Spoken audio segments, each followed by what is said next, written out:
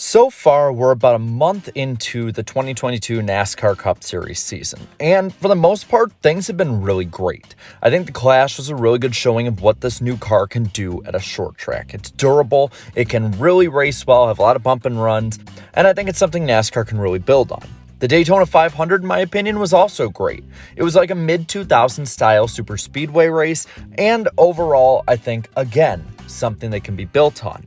Auto Club was amazing. There's multi-groove racing, tons of tire wear, comers and goers, everything you could want in a NASCAR race. And then Las Vegas last week was amazing to watch as well. There were short and long run cars, again, multi-groove racing, and it was insanely competitive throughout the entire field. And overall, these 4 weeks have shown plenty of parity. Plus, with Las Vegas and the Clash, you have ratings increases. So there is a bit of buzz behind all this. But while there are a lot of people who are just realistic with what's going on, knowing that there are going to be some pitfalls with this new car, I think there's a lot of fans who have really jumped the gun right now. And I want to say right now, I think we need to slow down as fans, because while this is great, it doesn't mean that every single thing is going to be great. And one of the big things I've seen is a really weird renewed push to bring back a lot of the old aero-sensitive tracks and mile-and-a-halves and different mile-and-a-half races at these tracks that for the longest time since NASCAR's peak and even a little bit before it have been relatively unpopular ones to have NASCAR go to. So I want to look at this right now. What are the big ones that I've seen a ton of? Well, I've seen people talk about the Indy Oval, the Fall Charlotte Oval race returning, Chicagoland Speedway, Kentucky Speedway, and the old Auto Club layout staying and possibly even having a second date. I know that this isn't something that's held by maybe not even the majority of fans, but a large plurality are really talking about bringing these back, and it's gained steam not only on Twitter, but in Facebook groups, on Instagram, YouTube comment sections. Everywhere you look, there's a lot of people talking about bringing these things back and being nostalgic for races that in general aren't really the greatest when you look back at them in history. So let's look individually at each of these. The Indy Oval. While the Brickyard 400 would make the ratings better than the Indy Road Course, generally road courses have lesser ratings than oval races, and this was shown last year with the Indy Road Course compared to Brickyard 400s of the past. But what I really see here is a bit of nostalgia. Unfortunately, Indianapolis Motor Speedway has never been conducive to having great stock car racing.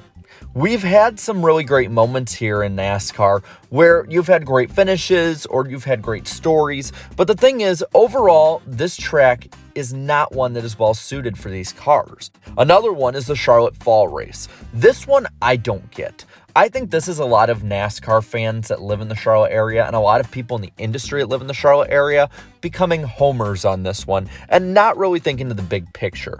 Yes, the Charlotte tests did look good for the next-gen car, and the Las Vegas Motor Speedway, a track very similar to this track, looked really well, but that's not to say that it always will be.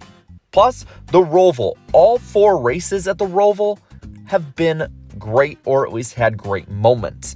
There hasn't really been one Roval race yet that I've thought of and said, man, that race was really bad. But when it comes to the Fall Charlotte race, it was kind of the norm. Because of the nighttime racing, the cooler temperatures, and the aero dependency, it was another one that was very, very, very strung out, single file, hard to pass, and overall something that NASCAR fans overall just didn't want. Now, Chicagoland Speedway. Listen, I'm a homer on this one. If they brought this one back, I'd go to it. I love this track. It's basically my home track when it comes to the Cup Series schedules, but I need to be realistic here. The last 5 to 7 years at the track proved that Joliet as a market just can't and won't support this track. Crowd sizes had been hemorrhaging viewers for years, and overall the TV audience really didn't reflect that well either. Chicagoland Speedway didn't draw people in the way that a lot of other tracks through the years have, even the last 2 or 3 years that it was there when other tracks were bringing people in. Now, maybe the street course might work for a year or two. I doubt it. But maybe reconfiguring it into a short track similar to what they want to do with Auto Club might be a better option. Another one I've seen people say is let's try again at Kentucky. Kentucky is a ruined racetrack. They absolutely ruined it with a new configuration, and over time, even with the old one, it failed organically. Fans just continued to go further and further away from it, and now you have more tracks being built or being added to the schedule from what Kentucky's market would be. I don't see Kentucky being a viable option to last long term either. Now, I did a video a while back, so I won't be too long on the old Auto Club, but the thing is, the track needs a repave. And people thinking that for some reason Great Racing will give it enough merit to have a second date completely forget about the last time it had 2 dates and where both dates suffered because of it. It can't support 2 dates, and 2022's big audience might just be an anomaly because they hadn't raced there in 2 years. For years, fans wanted less mile and a halves, and we still have around 9 or so on the schedule. So that's not like it's just, oh, we don't have that many anymore, we can add a few for variety. There's still the largest chunk of the schedule for a single-sized track. Plus, fans wanted more short tracks. And the thing is, you cannot have both all the mile and a halves you want and have more short tracks. You gotta have one or the other. Because if you do somehow get both of those, you're going to lose other tracks that are unique or other tracks that are more independently based. And I don't think fans would like that either. The lesser of all the evils is cutting some of these mile and a halves down so that we have more schedule variety, more location variety, and also NASCAR gives the next gen tracks that it can succeed at more long term. Mile and a halves and intermediates like these accelerated the aero sensitivity that really plagued the sport through the 2000s and 2010s. And NASCAR seems to have corrected a lot of these issues, at least in some ways, and we don't really want to see that revert back to the way it was before. The next gen still needs to be figured out by teams. There's gonna be dominant teams that make the races quote unquote boring because they dominate these races. There's gonna always be Hendrick Motorsports, Joe Gibbs Racings, Penske's that make bigger and more substantial leaps when it comes to research and development than a lot of these smaller teams will. Teams are gonna find ways to make the cars faster, and in doing this will probably make them more aero sensitive. And basically, the racing that we have now is not going to be the same racing that we're going to have later this year, at the end of the year, 2023, 2024, etc. It's going to be different. It's a work in progress, and we can't just start pushing for the return of different tracks simply because of what we've seen in 4 weeks.